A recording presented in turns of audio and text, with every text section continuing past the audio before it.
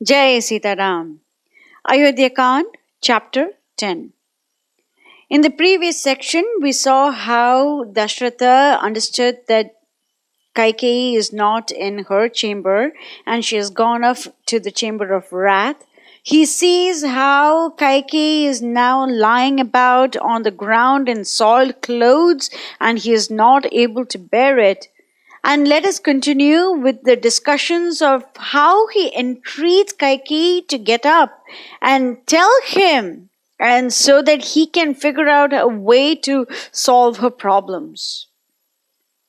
So let us go through the various comparisons that Valmiki makes at the moment. So Dasaratha is called as Vridha, the old one, and she is known as Taruni, who is very young. And Valmiki calls Dasaratha as a papaha. That means that he is completely sinless.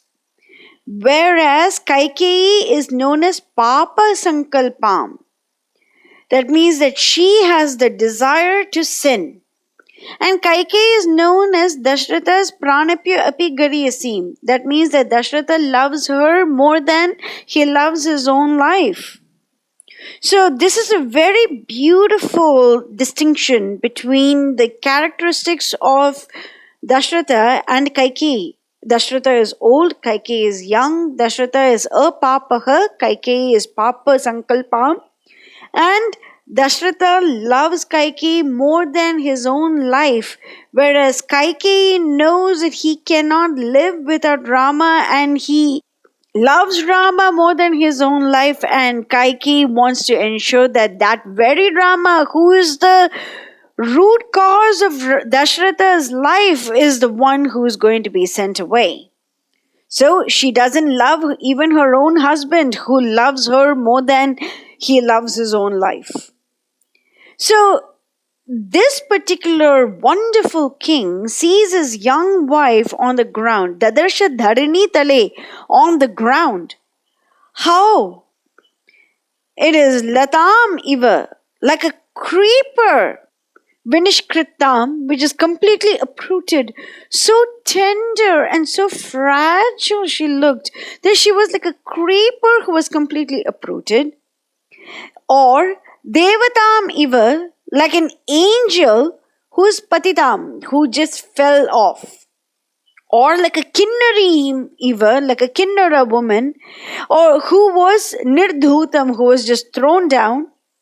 Or something like an apsaram yatha, who was chitam, who was expelled. Or mayam Iva, like illusion, paribrishtam, who was dropped off. Or harinim Iva, like a female deer who was tied up, samyatam. Or a mrigam that is caught in the meshes of a hunter. And she was like a mahagajaha, that means a female elephant that is wounded by a poisoned arrow. So multiple different comparisons are given here. And so it's quite obvious that Kaikeyi is exceptionally beautiful, very beautiful. However, her heart is full of Papa Sankalpam. She wants to do great sin to the king who is sinless, to the king who loves her more than he loves his own life. Verse 27. Parim rishya cha panibhyam abhisamtrashta chetanaha kame kamalapatrakshim uvacha vanitam idam. The petted child of the ruler of Kaikeyi, the favorite queen of King Dasaratha of Ayodhya, it was all unmeet for her to lie there thus as some broken waif. The snows of 60,000 winters lay heavy on Dasaratha, and Kaikeyi was in the bright summer of her youth and loveliness. Dasaratha was a soul of righteousness, and Kaikeyi had stalked her all on the accomplishments of her devilish plot. Dasaratha was the dread lord of countless millions whose lives hung upon his breath. In his heart was gathered the experience and wisdom of 60 millenniums. But his love for Kaikeyi blinded him to everything, and he could not bear to see her suffer so. Frank and guileless, her beauty clouded his clear intellect, and he could not see that she was the rival that supplanted Kaushalya and was hence her bitterest foe. She was not fool enough to sit tamely and see Rama succeed to the throne of his father when she had a goodly son and knew she could wind the old man round her little finger. Why seek for any deeper reason for her present outburst of grief and rage? As some bull elephant soothes with soft trunk his mate, whom the cruel hunter has shot down with poisoned shafts, Dasaratha fondly stroked his darling, saying to himself, "What would she have? Is her fair frame racked by any fleeting pain? Or is it that she is displeased with me? I wish I knew what she would do." Verse 28. Nate aham abhijanami krodam atmani samshritam devi kena bhishaptasi kena vasi vimanita yadidam mamam dukkhaya sheshe kalyani pam shushu.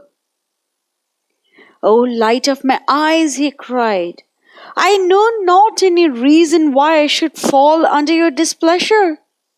Is any fool weary of his life and slights you? I am pained to see you resting in this way on a dirty floor. Verse 29. Bhumau sheshe kimartam tvam mai kalyana chetasi bhuto pahata chitteva mama chitta pramadhini. Does anyone seek the shortest path to the house of death and puts an insult upon you? Here stand I, innocent of any offense to you, your devoted slave, and you roll before me in the dust like one possessed of an evil spirit and bereft of her senses. It breaks my heart to see you suffer thus. Verse 30. Santi me kushila vaidyastva abhi tushtascha sarvashakha sukitam tvam karishyanti vyadhim achakshva bhamini. Say, are you ill? I have here in Ayodhya and elsewhere countless doctors of medicine, the foremost of their craft, who are devoted to me body and soul, through favors received and honors conferred. Is it your wish that I send for them now? They will in a trice keep away pain and suffering from you. Verse 31. Kasya va te priyam karyam kena va vipriyam kritam kah priyam labhatam adya kova su mahad apriyam. But if you are really angry, tell me the name of the miserable wretch who has dared to offend you. He shall suffer the tortures of the damned. Or is it that someone has done you a service and you grieve that you have not repaid him? I shall reward him beyond your expectations. Verses 32 and 33. Marodirma cha karshistvam devi samparishoshanam avadhyo vadyatam kova vadhyo vimuchyatam daridraha ko bhavedadhyo dravyavan vapya kinchanaha. O Kaikeyi, weep not. Let not senseless grief rack your fair limbs. What innocent man would ye have me doomed to death? What condemned wretch shall I set free? What beggar shall I make a prince? What lord of riches shall I hurl into the gutter? Verse 34. Aham cheva madiyascha sarve tava vashunaga nache kimchid abhiprapyam vyahantum aham utsahe. Be it anything that your heart may be set upon. Know ye not that I and mine are yours to command? Can I bear to say you nay? Verse 35. Atmano jivitenapi bruhi yen manase chasi balamatmani jananti na mam shankitum arhasi karishyami tava pritim sukritenapi te shape. I hold my life of worth but to serve you and anticipate your least wish. It is a wonder to me that you can even harbor a doubt about my readiness to carry out your behests, knowing, as you do, my boundless love to you.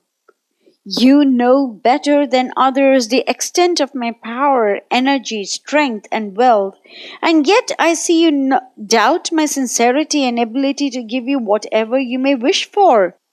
Verses 36 and 37.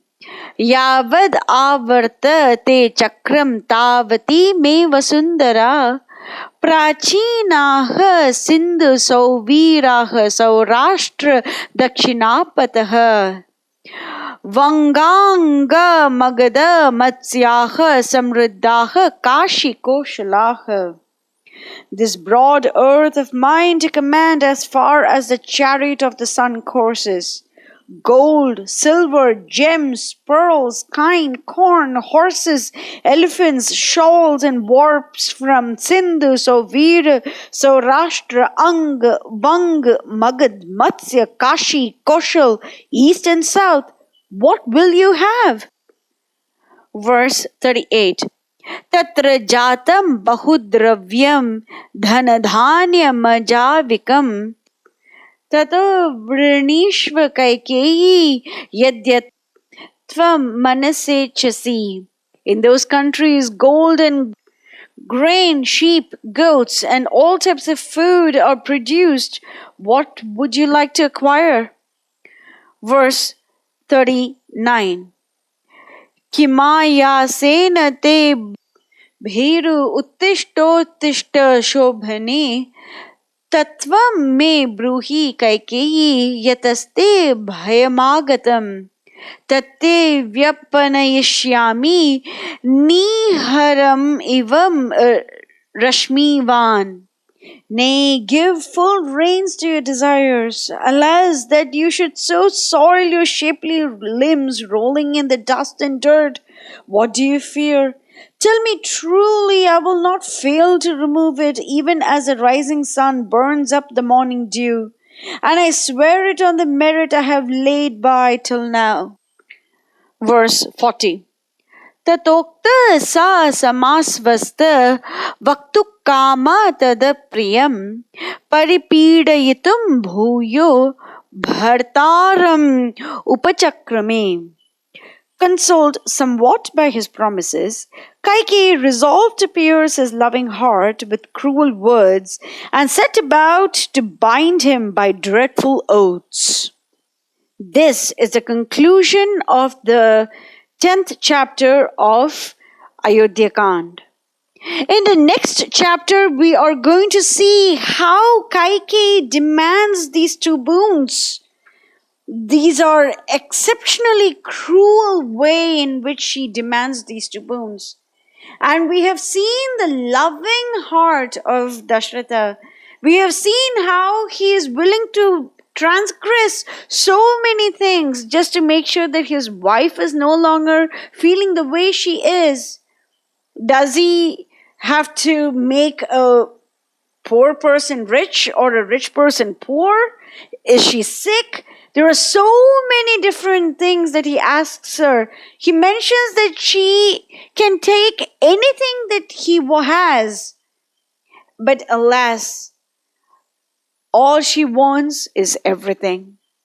And all she wants is Dasaratha's life. Because she is asking Dasaratha to die in extreme grief of separation from his beloved Rama. We get to see how greed is so powerful that it has completely encased her heart that she is not able to respond to the love of Dasaratha, but she was very easily attuned to the selfishness of Mantara. Mangalam Kushalendraya Mahaniya Gunabde Chakravarti Tanujaya Sarva Bhaumaya Mangalam. Jai Siya Ram.